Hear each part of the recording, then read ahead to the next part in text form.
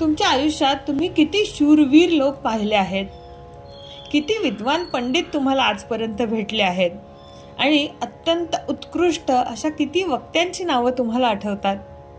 आज आपण अशा एका सुभाषिताचा अर्थ इथे पाहणार आहोत, जो तुम्हाला सांगेल की समाजात काही गोष्टी, काही गुण किती दुर्मिळ असतात. शतेषु जायते शूरः सहस्त्रेषु च पंडितः वक्ता दशसहस्त्रेषु दाता भवति वानवा. या सुभाषिताचा अर्थ पाहूयात. म्हणजे 100 मुले जन्माला येतात तेव्हा त्यातील एखादा शूर जन्माला येतो. हजारांमध्ये एखादा विद्वान असतो. 10,000 एखादा चांगला अत्यंत उत्तम वक्ता असतो. पण उदार माणूस, दानशूर माणूस जन्माला येतोच असे नाही. तो जन्माला कधी येतो किंवा कधी येतही नाही.